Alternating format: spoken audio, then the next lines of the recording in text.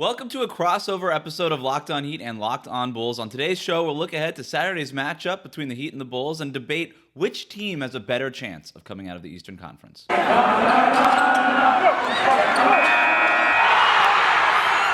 are Locked On Heat, your daily Miami Heat podcast. Part of the Locked On Podcast Network, your team every day. All right, it's a Friday episode. However you may be listening, YouTube, Odyssey, or your favorite podcast app, thank you for tuning in. We hope you had a great Thanksgiving, but it is time to get back to basketball. And this weekend features a huge matchup between the Miami Heat and the Chicago Bulls. Two teams exceeding early expectations and both near the top of the Eastern Conference. Matt, first, thank you for joining us. How was your Thanksgiving?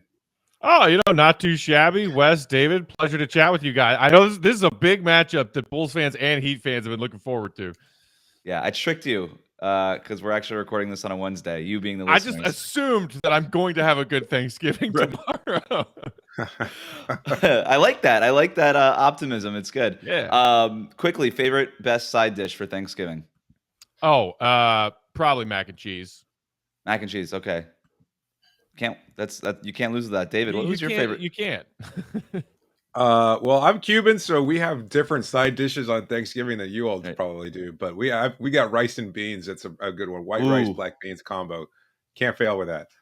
We have that too because half my parents are Southern, so we've got all the. Even though they do it, my mom calls it beans and rice, not rice and beans, and that's a point of contention in our household. All right, with all the good stuff out of the way, Matt, can you tell us something? What are the Bulls? What makes the Bulls good? Let's see. DeMar DeRozan, Lonzo Ball, Alex Caruso joining Zach LaVine and finally giving Zach LaVine some help. But honestly, I think a lot of people that are maybe somewhat surprised by this Bulls start, who saw them more as a, hopefully play-in team in the East, a lot of them pointed to their defense and say, well, yeah, they'll be able to score, but can they stop anybody? And, maybe that was people just lazily looking at the DeMar edition being like, oh, DeMar, yeah, he could score, but defense, terrible defense. And kind of simultaneously ignoring the additions of Lonzo Ball and Alex Caruso, two of the best point of attack defenders in the league. That was one of the Bulls' biggest weaknesses defensively last season. You're seeing Lonzo and Caruso, some of these other not super tall but lengthy defenders like Javonte Green, Derrick Jones Jr., along with Zach LaVine and DeMar themselves buying in to Billy Donovan's defense and at least putting forth some effort with whether it be fighting through screens, making sure that their rotations are where they need to be. The Bulls are a team that are turning teams over and getting out. And with Lonzo Ball and his court vision and all these freak athletes that the new front office have assembled, they're lethal in transition. Did you see signs of this last season? I know obviously they got a bunch of new players with DeRozan, Lonzo, Caruso, but did you see any signs of this from Billy Donovan's coaching? I think he's doing an awesome job in Chicago, by the way. But did you see signs of it last year? Well, I mean, some people who were arguing that defense was going to be poor, if you maybe weren't paying attention to the Bulls because they weren't a very good team last season, you would notice that Billy Donovan had that team finish 12th in defensive rating last season. And a lot of people are like, really? 12th? And other than that, it was hard to see a lot of this coming just because from the roster that the new front office inherited a year and a half ago, Zach LaVine and Kobe White are the only two left. They have flipped this entire roster in the span of a season and an off season. So, once the roster was assembled, you could look at it and say, okay, we're going to be better in this area. We might still struggle with size, et cetera, et cetera. But, when you're talking about the team you were watching last season, this is completely different. Well, I've got a quick question because as we're recording this on a Wednesday, obviously you'll be welcoming back Nikola Vucevic into the lineup. I know that he was struggling before that. He missed 7 games due to COVID-19 protocols. Yeah, he missed their entire West Coast road trip, which was 5 games, and then their home back-to-back just this past weekend. What has been the problem for Vooch integrating himself into Chicago's offense? Because I thought he would be a dynamic addition there. I followed him for years in Orlando when I was covering that team. Such a fantastic passer, such an underrated shooter. I thought it would be a slam dunk. It has not been so far this season. What's been the issue with Vooch? Well, I think if you're talking about this season, he's just been in a shooting slump. I really think it's not that much more complicated than that. Look, has he taken a different role than the guy he was in Orlando, who was their first and second, options offensively on a nightly basis? Yeah, but I think he, like Zach LaVine and like DeMar DeRozan, embraced that. Maybe Billy Donovan talked about this during training camp and in preseason. They were going to need to take some time to figure out just how the offensive chemistry is going to work. And Vooch was uncharacteristically missing shots he normally makes. Like we saw him turn himself into a viable, pick and pop threat, a floor stretching big over the last couple of years, even shooting 40% from downtown last season. Not only was he not making his threes to start this season before he was in health and safety protocols, but he was missing bunnies around the rim. Like from 0 to 5 feet, it was just like there was a lid on the basket. And I think maybe that shook his confidence and kind of got in his head a little bit.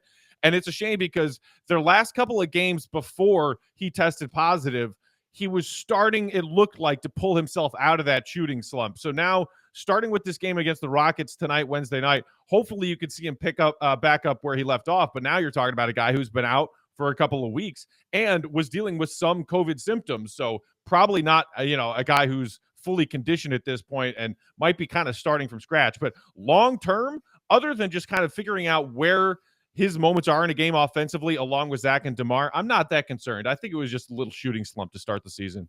Well, and Bulls fans have nothing to worry about because Vooch has made like $80 million just off his play against Miami alone. He's put up monster numbers. He pulled down like 20 plus rebounds on several occasions against Miami. The over-under is always set at like 19 and a half rebounds for Vucevic against Miami.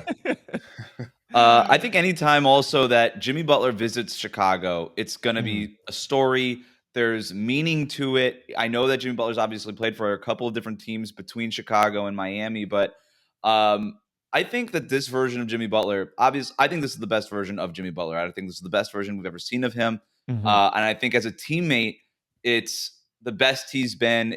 Well, since he's been in Miami, it's the best he's been as a teammate since those early kind of Chicago days before he kind of forced his way out and things kind of, went haywire between him and the front office. But Matt, what's your memories of Jimmy Butler? What's your impression of how Jimmy is playing for Miami right now?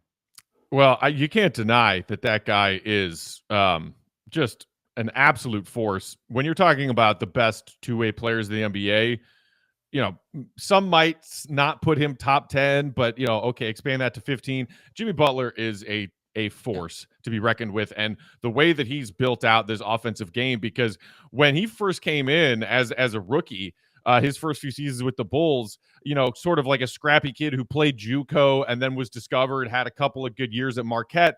I mean, he was known for defense and having no offensive, arsenal whatsoever. Credit to him for the way that he has built out his offensive game to not only have this reliable mid-range game, attack the basket, get to the free throw line, but the way that he's now also making plays for his teammates, it's really impressive. Yeah. I think Bulls fans, now that it has been that far removed, as you said, like there was a Minnesota stint in there was a Philly stint. Like Bulls fans hate Heat fans still because of the Heatles, and the battles that they had with those underdog Bulls teams that Jimmy was a part of. Personally, I'm happy for Jimmy down there. It seems like he's happy. He always kind of struck me as like a Miami guy, whereas like Bulls fans fell in love with Joakim Noah for calling those Heat people Hollywood as hell. It's like, Jimmy's kind of always been Hollywood as hell. Once he took that step and was like, oh, I'm a star now. It's like, just like buy yourself a whole wardrobe of white linen and go hang out on the beach in Miami. Good luck to you. Wow. It's a good time. We're all Hollywood as hell down here. It was an accurate assessment from Joakim Noah. David, do you think that Jimmy has a realistic shot at winning MVP? No, I don't, but I think he should be in the conversation. I think it's not a realistic shot, but he's been so good offensively and defensively. He's such a hub for what Miami can do that he should certainly be talked about amongst the top 5 players in the league. I think he certainly deserves that. I know there's probably some argument that DeRozan should be in that conversation as well. So Matt, I'm curious to hear what your thoughts are about that. Yeah, I saw some graphic that NBA put up a couple of weeks ago that had DeRozan as 5th in their early season MVP rankings. It's refreshing, and it's been nice to see DeRozan just be himself. in a Bulls jersey to start this. I mean, if you look at his game log through the Bulls' first whatever it's been, It's 15. awesome. I mean, the guy is just a monster. Not only is he consistently putting up 20-plus point nights to help Zach LaVine carry the offensive load, he's gotten, I want to say 6 or 7 now, 30-plus point nights. And the way that he is just so efficient operating in the mid-range and getting to his spots, I mean, it is beautiful to watch. You guys are probably, like me, old enough to remember in the 90s when mid-range, lethal scorers, like, just because the league shoots more threes, people want to say that mid-range is dead.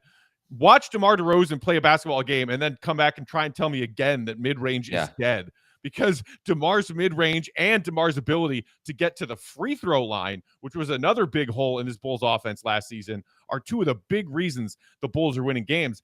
And to his credit, a guy who also gets knocked for, well, mid-range, yes, but he doesn't shoot threes. Never has been, never wanted to make it a part of his game. He ignores the three-point line. It's a small sample size, but on, around 2 or 3 3-point attempts per game, he's flirting with somewhere between 35 and 37% right now. So he's doing it all 3 levels scoring. And, the defense is still a pass at best. As far as MVP conversation, look, if the Bulls surprise a lot of people and finish with one of the top 2 seeds in the East, which I'm not predicting will happen, but he'll be in the conversation. Like, I agree with you, David. Winning, like Jimmy, probably not, but worthy of being discussed at least. That's what it's going to take. It's going to take one of these teams for their guy to get MVP, having a better record than one of Milwaukee or Brooklyn in the Eastern Conference. Those presumptive favorites going in. If they can, then you got the narrative behind you. You got the exceeding expectations thing behind you. All that stuff. I've long been a DeMar DeRozan truther. I'm glad that he's finally thriving on a big stage as opposed to Toronto or San Antonio. Don't come after me, Canadians. I'm sorry. Let's talk about the key matchups next. But first, let's talk about Bet Online. It's Thanksgiving, and we all know what that means. Football, and nothing goes better with football than turkey and betting. Bet Online has you covered all holiday season with more props, odds, and lines than ever before. Bet Online remains your number one spot for all of the sports action this Thanksgiving. Head to the new updated desktop or mobile website to sign up today and receive your 50% welcome bonus with the promo code Locked On. And it's not just football. BetOnline has pro and college hoops, NHL, boxing, UFC, even your favorite Vegas casino games. Don't wait to take advantage of all of the amazing offers available for this season. BetOnline is the fastest and easiest way to bet on all of your favorite sports. BetOnline, stuffed with deals this Thanksgiving. All right, thank you for making Locked On Heat and Locked On Bulls your first listen every day. Not sure how you can listen to both at the same time. Put one on one app, one on the other one. That's how it works. All right, here's what we're going to do the key matchups. I'm springing this on both of you. We're going to do a draft of the keyest of the key matchups here. David, we'll start with you. What is the keyest of the key matchups for Heat Bulls Saturday night? Oh, well, I mean, I think it's the Vooch Bam matchup. To me, that kind of is a good opportunity for Bam to be a little bit more aggressive, to look to initiate his own offense, which has always been a problem for him. And I think if he gets going early on, then that kind of sets the tempo for Miami. They can kind of work through him. He can attack Vucevic, get him into foul trouble. So I'm curious to see in what kind of shape, as Matt referenced before, that Vooch returns, and we won't know as of this recording. But obviously that's a focal point. So to me, the Bam versus Vooch matchup is integral. And likewise, if Vooch is somehow dialed in and as aggressive as he's been, and somehow finds his rhythm against Miami, something he's been likely to do in the past, then if he can get Bam in foul trouble, then that kind of changes the conversation completely. It's a mix of styles, isn't it? Because you got Vucevic as the big, brooding, plotting type of center who can obviously space the floor that we know. But Bam is the guy that uses his athleticism, a little bit more finesse, right? This has kind of been the conversation, I think, around Bam for the last couple of years, and around Vucevic a little bit, especially in his days in Orlando. They're so good. They're all-star caliber guys. It feels like they should dictate the pace and the tempo of the game a little bit more, kind of have it played to their identity, their style. And when they do, they're dominant. When they don't, it's a little frustrating. Matt, what is your key matchup that you're looking at? Well, I think to me, it's a question of who Billy is going to put on Jimmy Butler for the largest stretches of the night. I think he's got some options, but I don't think it'll be mostly Zach or DeMar. If you're talking about positional matchups, maybe one of them being the de facto. I think you're going to see a fair amount of Alex Caruso trying to shut down Jimmy Butler. You might also see some Lonzo Ball on Jimmy Butler. because to me, if you can frustrate Jimmy and not allow him to get to his spots and to get to the free throw line, but stay in front of him, then, you force Bam or Herro or somebody else to beat you. So, because the Bulls are so switchable defensively, I think you're going to see a lot of different looks that Billy's going to throw at Jimmy Butler. But for guys who certainly play above their size, whether you're talking about Alex Caruso, Javonte Green, those two have played huge minutes at technically power forward for the Bulls this season, especially in stretch when Vooch has been out. We also lost Patrick Williams for the season after just a few games. Caruso was guarding Julius Randle against the Knicks on Sunday night and actually doing pretty okay. To me, it's going to be about who can shut down Jimmy Butler when he's trying to orchestrate Miami's offense and get them in their sets.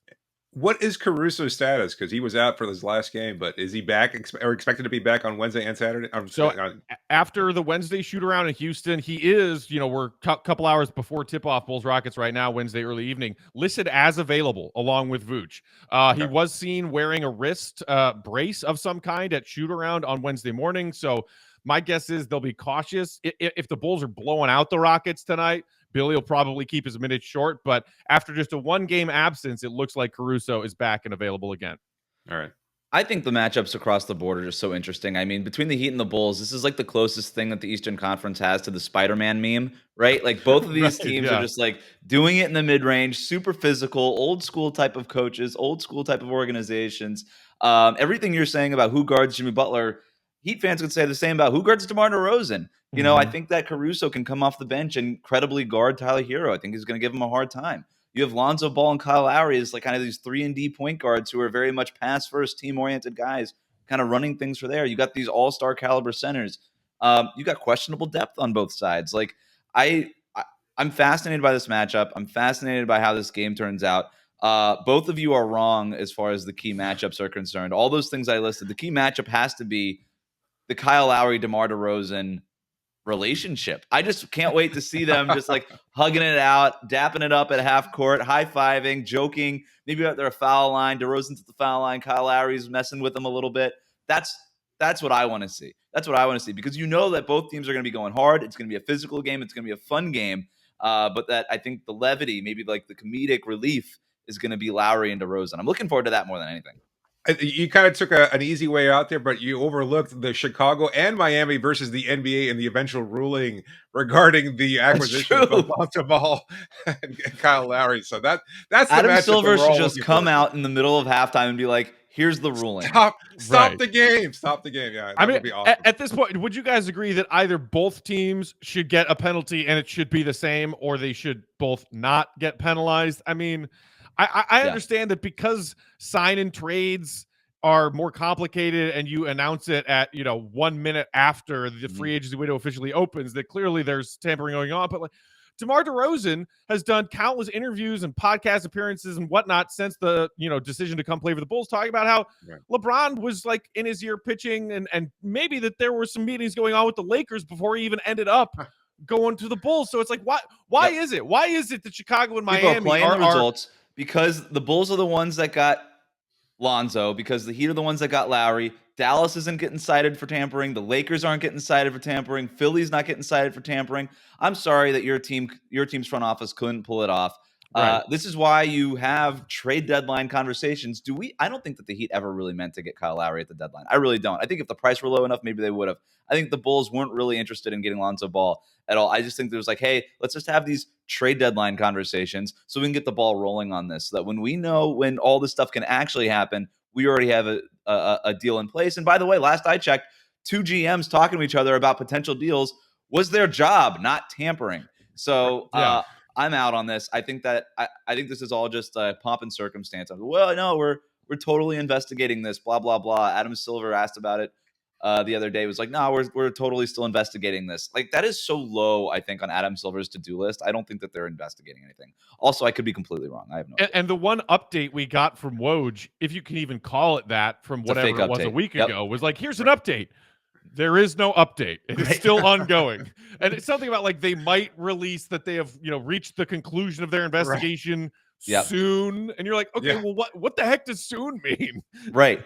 I think what'll end up happening, honestly, is a slap on the wrist because the NBA is postured enough where they can't just be like, yeah, there actually wasn't anything here, guys. Turns out. So they're going to do like hey, we're going to fine you $100,000 or whatever. I don't Right. know, $1 million, whatever And is a lot of money to these people. if they want to take some of Grandpa Jerry Reinsdorf's money away from him, hey, no sweat off my back. Like I don't want to lose a pick because as you guys know, the Bulls gave up some serious draft capital to acquire Vooch at the deadline last season and in the DeMar sign and trade this season. So losing an additional first round pick on top of that would just seem really brutal and kind of unfair if we're being honest about why is Adam Silver targeting these two teams in particular when clearly everyone tampers and everyone knows that everyone tampers. Miami has no picks to take away from them, right? So they're also concerned about that. Can we pay the fine in crypto? We got the FTX thing. Can we pay the fine in crypto? All right. I want to talk about the Eastern Conference in general because we've got two teams here that are vying for potentially the Eastern Conference championship, potentially getting to the finals here. We'll talk about that next. But first, let's talk about Built Bar. It's the most wonderful time of the year. Black Friday. Built is going all out to make this Black Friday weekend the most delicious Black Friday that ever was in the history of Black Fridays. It's a lot of Black Fridays. New limited time flavors, new types of bars, and a winter wonderland of a deal. You want high-end deliciousness at a discount all through Black Friday weekend? Get at least 20% off anything and everything at Built.com. All you got to do is enter the promo code LOCKED20. They got a new flavor called Ruby Chocolate Puffs. Marshmallowy goodness covered in a unique chocolate. Ruby chocolate. This has never been done with a Built Bar before. There's dark chocolate, there's white chocolate, and now Ruby chocolate joins the Built Bar Club. If you don't know what Ruby chocolate is, the only way to find out is to buy it and taste it. They also have lemon dipped cheesecake puffs. Love lemon cheesecake? You're going to love these lemon dipped cheesecake puffs. These tangy taste of lemon, sweet cheesecake, and a marshmallowy puff, all covered in chocolate. They also have the new Built Crave Bar, a Built Bar Black Friday weekend isn't complete without the word free. Buy any box of Built Bars through Sunday and get 2 of their brand new candy bars, Built Crave, for free. Built has finally done it. They've come up with a candy bar that is a great alternative to a bar that claims to satisfy. No need to fight angry crowds. No camping out for hours. Your best Black Friday deals are at Built.com. 'Tis the season to save and to give your taste buds the gift of Built Bar. Here's the offer, 20% off Built Bars and 2 free Crave Bars, all at Built.com. Plus, you get 60% off of Built Broth and Built Boost, 40% off of Built Swag. Again, all you have to do is enter that promo code LOCKED20 at Built.com. All right, let's talk about the Eastern Conference in general, guys. Do we believe that the Eastern Conference is legitimately open? I know that Milwaukee has dealt with some injuries. Brooklyn, obviously, no Kyrie, but they still look good. Matt, what do you think? Is the Eastern Conference more open than we had thought going into the season? I think it's certainly more open than we thought going into, defending champs Milwaukee and Brooklyn, and then everybody else. That's got anybody who watched last NBA season and saw what happened this offseason and what rosters changed and which teams improved, still said Brooklyn and Milwaukee, everyone else. And I think through 20 games, the first quarter of the NBA season, whatever you want to call it, I don't think many people believe that anymore. When you see, yes, you can make the argument that Milwaukee, a lot of their early struggles, and they've already started to right the ship, they're 10-8, they're climbing back up, was just due to the fact that they were missing a lot of their key players. And if healthy, Milwaukee still a favorite. Logically, that makes sense. Brooklyn, I don't know, man. Did people make the Brooklyn right there with Milwaukee assumption with their big three are all playing? Because, I don't know I don't think we're seeing Kyrie take a court at all this season. I think he is not going to play. The question is, are KD and Harden enough? The two of them, plus their surrounding pieces, Harris is a fine player when he's making his shots. LaMarcus Aldridge, I think you're due for some regression as far as I think he's shooting 60% or something crazy, and he's aging.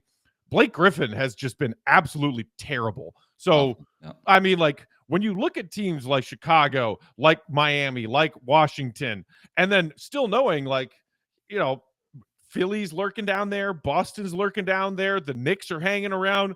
Yeah, I think that the East is open, and that whereas Brooklyn and Milwaukee, if healthy, might still hold a favorable edge, it's not the years of LeBron in the East where you're like, oh, that team's going to the finals. No, it's open. David, I know that you and I just through our conversations, you agree with Matt. But Yep. if the East is open, is it Milwaukee and Chicago? Or are there other teams sort of in that mix, kind of opening that door? Aside from, you mean like Milwaukee and everybody else? Brooklyn. Yeah. Yeah, Milwaukee and Are Brooklyn. these your top four guys? Like, are these your top four contenders in the East, or is there somebody else that we're leaving out here? No, I think that's fair. Look, Yeah. I think you have to assume that if Philadelphia gets everybody healthy, and who knows what happens with the Ben Simmons saga, if Right. they are able to get something of value in exchange for him, or if he winds up returning to the lineup, I think you can pencil them in as one of the top four teams as well. But overall, I'd say yes, these are the top four teams in the league, in the Eastern Yeah. Conference. Excuse me. I don't, obviously, all the things going on with Philadelphia. Sorry, Knicks fans. Sorry, Hawks fans. Like, you just don't got it this year. It's just not happening. I think that Chicago has some things to work out, right? Defensively, depth wise. I think the Heat depth is a concern for me, I think, too. Can they get that 3-point shooting going in a way that can swing a game and not kind of dig themselves into holes at different points in a game? Matt, what do the Bulls need to address? Is this a trade deadline team? Is there something else that they could do over the course of the season? I mean, I'm sure that Arturas and Eversley will be active, taking calls, making calls after, the first couple months of the season, and they evaluate, okay, where are we? Obviously, an issue that's staring them in the face every night is a lack of size and front court depth. And you really saw that when Vooch went out for 7 games. I mean, Tony Bradley is a serviceable backup center for maybe 10 to 15 minutes a night. That's about it. And then you got these super small ball lineups that Donovan discovered while Vooch was out, where you're like playing Derek Jones Jr. at the 5, and the Bulls kind of, found their own version of the Hamptons 5. And actually, like, if you look at the net rating numbers of the minutes of those guys on the floor, it's a pretty fun little lineup that could cause some matchup problems for their opponents, depending on who What's they're the playing. Hamptons of Chicago? So I think it would be Lonzo, Caruso, Zach, DeMar, and Derek Jones Jr. That's You the took Bulls that as a Hamptons basketball 5. question. I was asking a geography question. Like, Oh. what's the whatever? Like, yeah, what's like the fancy part of Chicago? Yeah, the North Shore 5, There you go. I don't know. Yeah, the Millennium Park 5, the Michigan Avenue 5. The Michigan Avenue 5, I like, actually. I was just in Chicago. I like they have like the planters and the nice Yeah. lanterns out there. Yeah. Yeah, there you go. You should use that on your show. You can have So, it. but to answer the question about a possible trade, I could see it.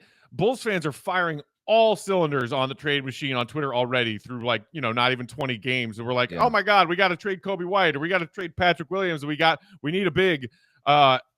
I think that they won't make any rash decisions, especially if they keep winning with the roster that they have.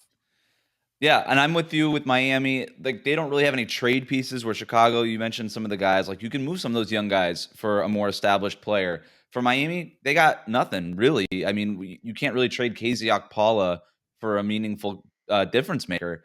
They're looking more at like the buyout market. The John Wall name is floated around a lot. Kevin Love is talked about a lot in Miami circles. Like, that tends to be where they're going. But it seems to me that if the East is open, that Miami and Chicago are ripe to kind of get through that door. And if they're going to do it, now's the time to kind of make a move, right? Especially at the deadline. Like, if I think about 2019, when the Heat thought that they had a chance right before that bubble run, they went ahead and acquired Andre Iguodala and Jay Crowder, and then ended up being the difference maker for them in the Eastern Conference playoffs. So, all right, let's wrap it up here. Predictions for Saturday night, Matt.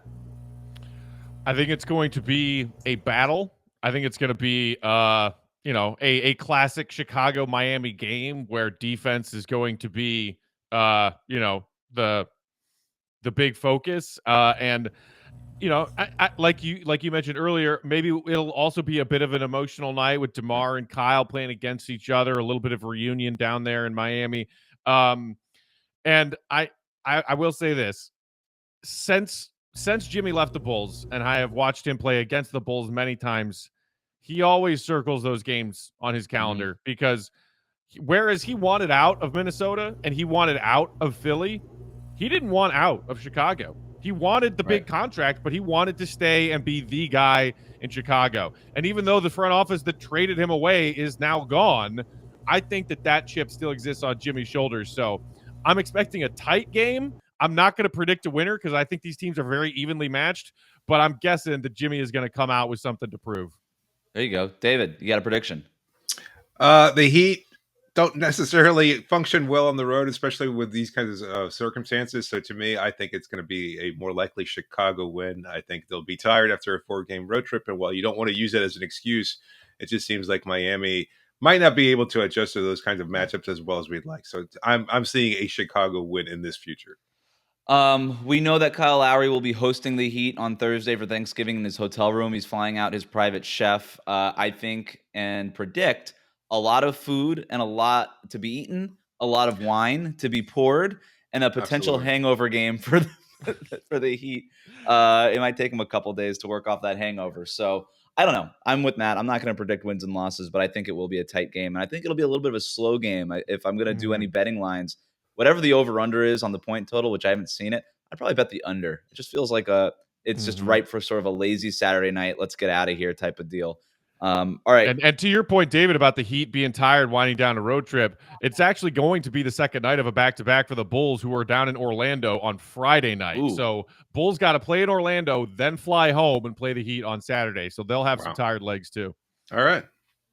I still think it's going to be a good game, but we'll see. All right. That'll do it for today's Locked On Heat, Locked On Bulls crossover. Remember to subscribe to new episodes of both Locked On Heat and Locked On Bulls on YouTube or wherever it is that you listen to your podcast. Comment and leave a 5-star rating on Apple Podcasts. Reach us all on Twitter. You can find all that stuff in the show notes. Thank you for making the Locked On Podcast Network your first listen every day. Now go ahead and check out Locked On Bets, your daily one-stop shop for all of your gambling needs. It's free. It's available on all platforms.